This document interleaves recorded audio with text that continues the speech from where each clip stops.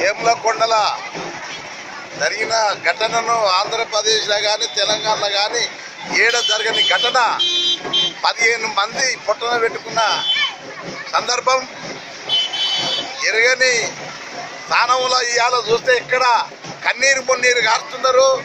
జనం అందరూ బయటికి వచ్చి ఈ ప్రభుత్వానికి నిమ్ముకు నీరెత్తినట్టుంది. ఈ ప్రభుత్వం టీఆర్ఎస్ ప్రభుత్వం కూరగాయల బేరన్నాక 2 లక్షలు ఇస్తా 3 లక్షలు ఇస్తా అన్నది కాదు. ఒక కుటుంబానికి 10 లక్షలు కట్టియాలి. అదేవిధంగా ఒక కుటుంబంలో జాబ్ ఇవ్వాలి, 3 ఎకరాల భూమి ఇవ్వాలి, డబుల్ బెడ్రూమ్ కట్టియాలని ప్రభుత్వాన్ని కోరుతున్నాం.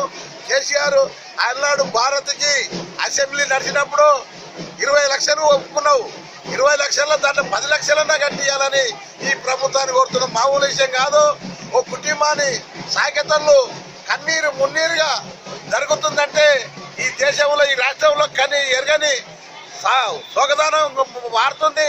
ఈ మారడంలో నీవు కూరగాయల బేరంలాగా 2 లక్షలు ఇస్తా 3 లక్షలు ఇస్తా కాదు, 10 లక్షలన్నా కట్టించి న్యాయం చేయాలి ఈ కుటుంబానికి. లేకపోతే పెద్ద ఎత్తున ఆందోళన చేపడతాం.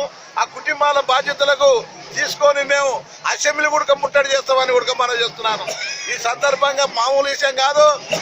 ఆ పిల్లల కూడా చదువులు గవర్నమెంటే చేయాలి.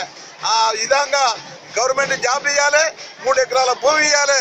అంతవరకు పోరాటం చేసి ఆ కుటుంబాలకు న్యాయం జరిగిన దగ్గర మాలమానాడు వాళ్ళు ఎమ్మడి ఉంటుందని కూడా మనం చేస్తున్నాను. వీడియో తీసేదా పైకి వెళ్ళి షేర్ చేయాలి.